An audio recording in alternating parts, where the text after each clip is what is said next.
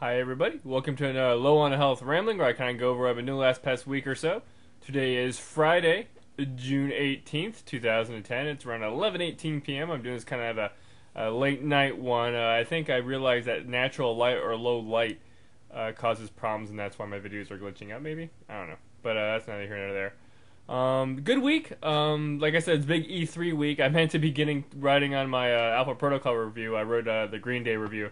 I've been trying to get to the Apple Protocol review, but with all the E3 stuff, I haven't really had time and whatnot. But been a good week. You know, work is work. I really am enjoying the job. It's a challenge, new things all the time, and I kind of got myself into a system and just enjoying the hell out of it. Another cool thing that actually kind of happened this week is I got a card from my cat for Father's Day. Apparently, Rufus, without the use of thumbs, has sent me a nice little Father's Day card. See right there, it says meow, Rufus. He sent me a little card. Even the return address said Rufus. So it was kind of nice to get that in the mail for my cat. Granted, my mom did it, but it was just nice as a reminder because, you know, he turned 10 this year. Rufus did, and, you know, I've been with him for a long time. And he's the closest thing I probably will ever have to a kid once he's gone. I'm not going to get another new animal, so he will more likely be the last type of offspring thing I have. But, whatever. Thank you, Rufus. Moving on here, let's just go ahead and jump into the stuff. Recently, I watched the Hot Tub Time Machine movie. In which case, give me a second here. There we go. I originally was kind of interested in this movie because it deals with time travel to an extent, and I mean, it is very much a child of the 80s movie. If you like 80s flashback type of stuff, it goes with it, but it's still a really, really good movie. You know, it has John Cusack in it. It has, you know, the guy from Office Space. God, I can't remember his name, and of course, Rob Corddry, which is funny. Kind of lewd to a point in rough, but still just a really good, funny movie. And it was definitely better than I thought. I really enjoyed watching Hot Tub Time Machine, and recommend it to people that just kind of like that. You know, have an idea that they're gonna like. I was more surprised this movie had more heart than I thought, but not sappy heart, just good, solid heart and writing. But really good movie. I recommend it to people. If you see it, boom, Hot Tub Time Machine, good movie, watch it. Moving on.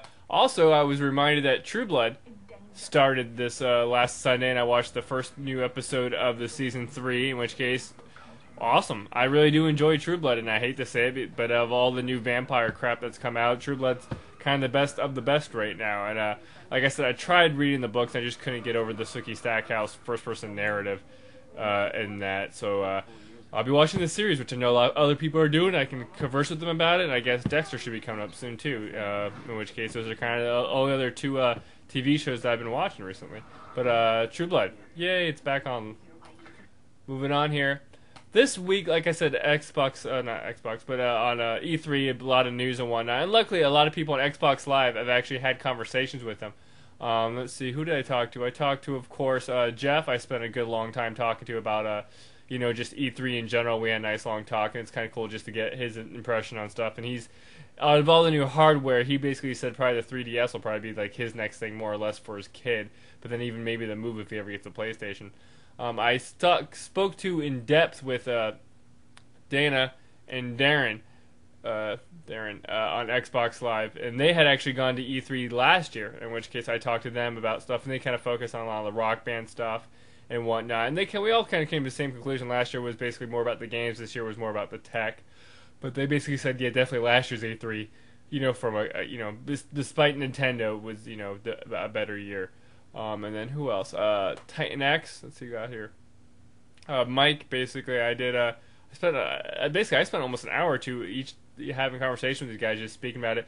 And with Mike, he basically brought up with the 3DS that if anything, the 3DS is going to come out over Japan first and then over here. And he's saying it's going to be, if they're going to have to price it to 180 to 200, and you know, a lot of people are basically saying like maybe 2 to 250. Like I said, I would probably pay $300 for it if I had that magical money laying around.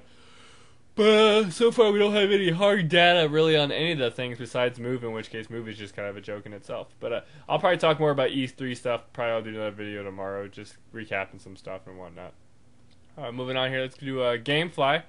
What I did is I threw a bunch of stuff in my queue, like Alan Wake, Split Second, Blur, Metal Gear, and something else I threw in my queue, hoping to at least get something shipped so I can get Transformers, or at least get a game for the weekend. And ironically, they shipped me Alan Wake and Split Second. I got them today. I'm like, oh, I got them.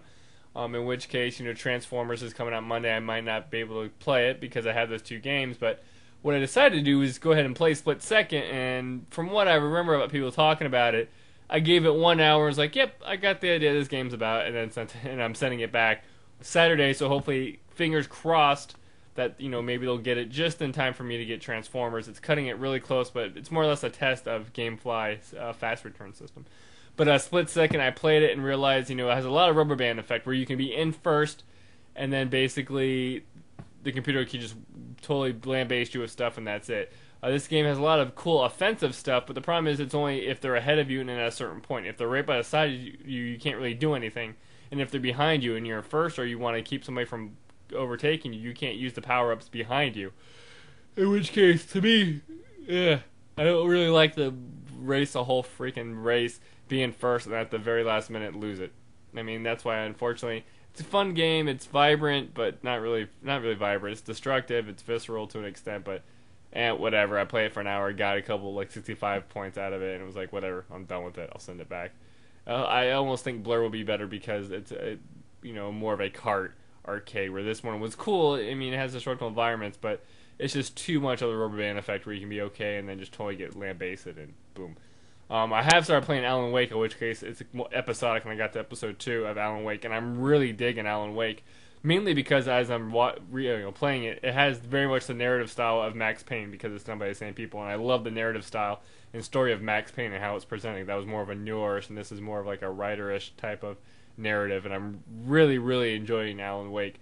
Production values is cool. I don't know what I was expecting. I think I was expecting more of a Valve-ish kind of high-end game, but the animation is kind of rough and the character models are kind of rough, but it's really, really a good game, and I'm enjoying the narrative a lot. Sorry that I'm yawning. I'm going to be going to bed soon. I'm really tired. I probably won't even edit this tonight. I'll probably just leave the editing of this video for tomorrow morning, which will give me something to do. But let me just go ahead and move on to the game out of the collection, which of course I've been doing just to kind of plow through it and kind of touch upon something that I have a collection of, in which case today I have here Ninja Gaiden for the Xbox. I picked this up, of course it looks like at Blockbuster. It was probably part of those buy one get ones, and I have the receipt here, which is uber faded. What does the receipt say? Yeah, I bought it. It was buy one get one with Freestyle Soccer, which I think is something else. But yeah, Ninja Gaiden for the Xbox. This was of course done by Team Ninja, in which case it looks freaking amazing. But the problem with these games is it's very hardcore. You have to be a really good gamer and can take punishment and learning curves and trial and error. And I did not beat this game. I tried it, even not probably on its easiest mode, which probably isn't that easy. And I can say it's really cool. I definitely like its style, Ninja Gaiden, but the actual hardcoreness of it and just unrelenting difficulty, I just can't take.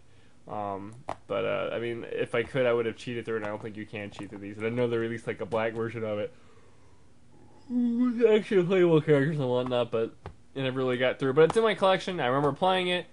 Production values are great. It's a good game. It's just not a game for me, unfortunately.